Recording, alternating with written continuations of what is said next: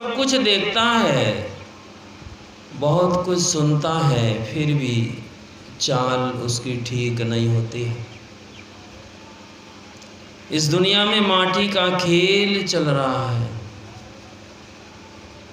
माटी कहे कुम्हार ते, तू क्या रोंधे मोय। एक दिन ऐसा आएगो, मैं रो दूंगी तो। भगवान शिव का महाकालेश्वर के नाम से एक मंदिर है उज्जैन नगरी में।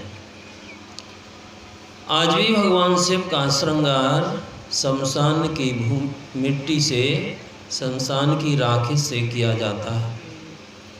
आप समझते होंगे शमशान की राख से भगवान का सम्मान का क्या संबंध है।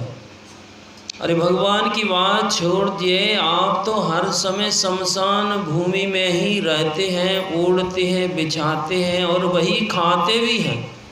आप कहते होंगे हम तो बड़े बड़े माल खाते हैं, मलाई और रसगुल्ला और क्या क्या खाते हैं। नहीं, आपको होश नहीं है, आपको ये बात पता नहीं है कि आप क्या खा रहे हैं।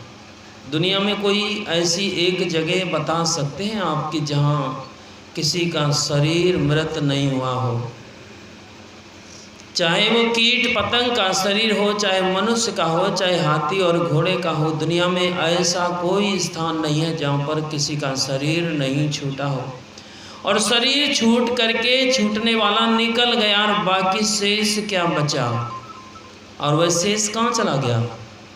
आप समझते हैं कि हमने जला दिया, जला जरूर दिया, लेकिन बनी राख, और वह राख इस दुनिया में उड़ती है। किस लिए उड़ती है?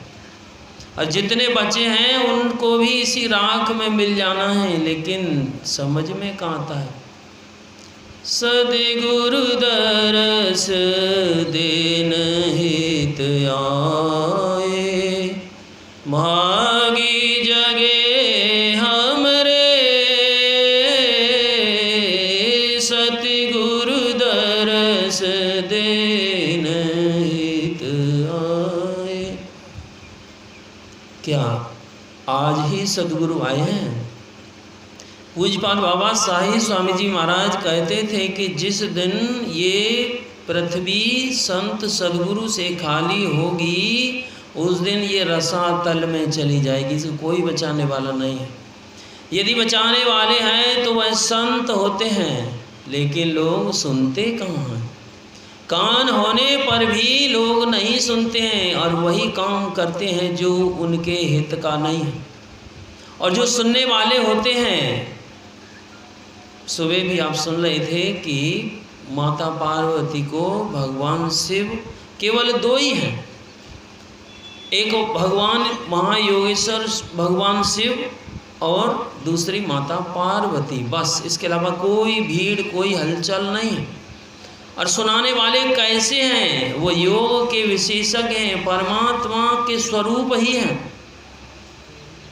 और ऐसे महापुरुष सामने सुनाने बैठे हैं, लेकिन जगदम्बा जैसी शक्ति होने पर भी नहीं सुन सकी। और सुनने वाला एक सुआ था, सुन लिया एक ही बार में, और ऐसा सुन लिया कि सुखदेव बन गए और जाकर के परीक्षित को फिर सुना देते हैं। तो सुनने का एक तरीका होता है, यदि सुनने का तरीका ठीक नहीं है, परमात्मा ने तो तरीका बहुत सुंदर बना कर दिया। कान में दो छेद हैं, आर पार नहीं है, लेकिन लोग उसको आर पार कर देते हैं, इधर से सुनते हैं उधर निकाल देते हैं। ये छेद दोनों मस्तक में, बुद्धि में जाते हैं और बुद्धि उसको ग्रहण करती है। आप देखिए, सुनते हैं किससे? कान से, और ग्रहण करती है बुद्धि। और जब कभी चर्चा होती है तो लोग कहते कि मन लगा कर नहीं सुनते। देखिए कितना खेल विचित्र है। सुना जाता है कान से, मन की क्या जरूरत है? मन जब आपका यहाँ होगा, शरीर आपका यहाँ है और मन आपका यहाँ नहीं है, तो सुनने का काम कान से नहीं होगा। और मन से नहीं सुनते हैं, मन में सुनने का प्राकृतिक गुण नहीं है। मन को तो केवल इधर लगा कर रखना है और तब सुनना है, और सुनेंगी तो बुद्धि ग्रहण करेगी और सार सार को गहरा है। साधु ऐसा चाहिए जैसे सूप सुहाए, सार सार को गहरा है तोता दे उड़ाए। यदि सार को ग्रहण करते हैं तो ठीक है, और सार को ग्रहण नहीं करते हैं, असार को ग्रहण करते हैं, और असार को ग्रहण करते करते दुनिया के असार सामान में आपका ख्याल जुड़ जाता है और परमात्मा से छूट जाता है। और आप सोचते होंगे ये आपको शरीर वैसे ही मिल गया, नहीं, आपको पता ही नहीं है ये शरीर वैसे ही नहीं मिल गया है। इसके लिए आपको कितने पापड़ बेलने हैं, कितने पापड़ बेलने पड़े हैं, आपको होश नहीं है। भूलने की बीमारी प्रकृति ने लगा कर दी है। आपके साथ तो वो घटना हुई है, आपकी खाल को खींच लिया गया है।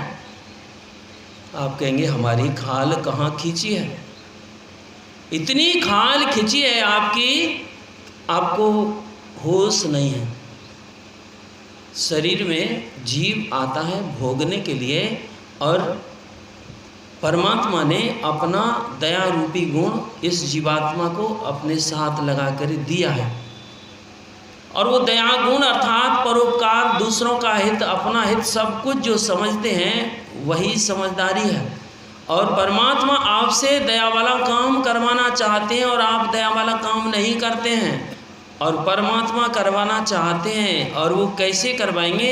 यदि नर शरीर पाकर के वह काम नहीं हुआ तो ऐसा शरीर देंगे कि आप नहीं चाहते हुए भी उस काम को करेंगे। कैसे करेंगे? अभी सत्संग में कहा जाता है कि स्थिर होकर के बैठिए, लेकिन स्थिर होकर के लोग नहीं बैठते, ऐसे ऐसे हिलते ही रहते हैं। हिलते रहिए, कब तक हिलेंगे? जब तक हिलते रहिए, जब तक स्थिर नहीं होंगे तो परमात्मा आपको स्थिर करवा करके ही छोड़ेंगे। कैसे? मान लिए गाछ की योनि में चले गए तो अब कहाँ जाएंगे? जा सकते हैं? अब वहीं खड़े रहेंगे, चाहे धूप हो, चाहे गर्मी हो, चाहे बरसात हो, कुछ भी हो, आप दौड़ कर कहीं नहीं जा सकते। तो ऐसे जब स्थिर होना ही है, आप कहेंगे इससे क्या फ़ायदा है? अरे इससे ये फ़ायदा है कि जो काम आपने परोपकार का नहीं किया जीवन में और परमात्मा करवाना चाहते हैं, और कोई आकर के दातुन काट लेगा, पेड़ मना नहीं करता है कि दातुन मत काटो, आप काटते काटते उसको समूल काट लीजिए, तखत और चौकी बनाकर कुर्सी मेज बना लीजिए। सुनते होंगे महाराज दधीची ने हड्डी दान की थी, अब आपकी हड्डी दान नहीं हो रही है, आप नहीं चाहते थे, फिर भी आपको करना पड़ेगा जब करने का मौका आपके पास है। सन जानते होंगे जूट, पेड़ को काट करके पानी में सड़ा देते हैं और खाल को खींच लेते हैं। कोई तो जीवात्मा उस दुख को भोगी होगी, और परोपकार करना ही पड़ेगा। आप कर सकते हैं तो ठीक है, और बाद में तो प्रकृति अपने आप से करवाएगी। और कहा भी जाता है वृक्ष न अपनो फल बके, नदी न पीवे नीर, परमारथ के कारणे साधु निधर शरीर। पेड़ अपने फल नहीं खाता है, दूसरों को छाया देता है, कार्बन डाइऑक्साइड लेता है, ऑक्सीजन देता है, सब कुछ अब दूसरों के लिए है। लेकिन यही बात यदि मनुष्य शरीर में समझ में आ गई होती, सुन लिया होता, तो ये जीवन कैसा होता। लेकिन सुनने का तरीका ठीक नहीं है, और ये तरीका जब तक ठीक नहीं होगा तब तक आचरण व्यवहार भी ठीक होने वाला नहीं है। और जब आचरण व्यवहार नहीं होगा तो आप साधना में सफल नहीं हो सकते हैं। और किसी से अभी पूछा जाए कि आप गाय पालते हैं, तो आप कहेंगे हाँ गाय पालते हैं। कितनी? 2, 4, 10। अच्छा, पूछा जाए कि गाय को आप पालते हैं कि गाय आपको पालती है? लोग कहेंगे हम पालते हैं। नहीं, आपको होश ही नहीं है।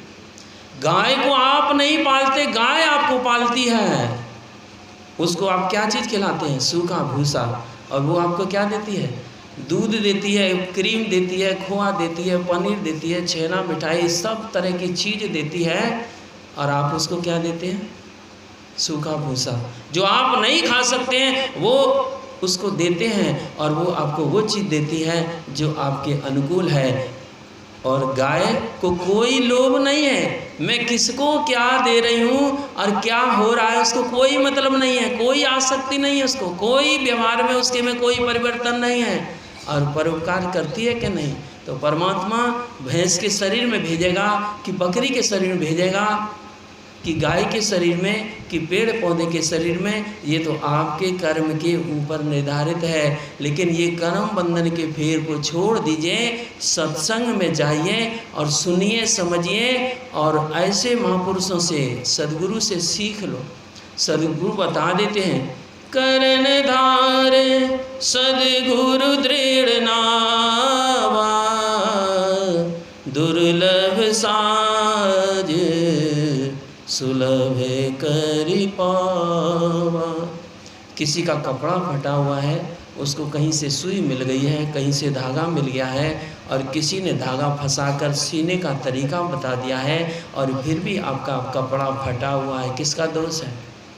दोष बताने वाले का नहीं है, दोष साधन देने वाले का नहीं है। अब तो आपको कपड़े को सीना है, अब सी लो, बाद में सी लो, जब करके ही तरना है, फिर टाला टूली किस बात की।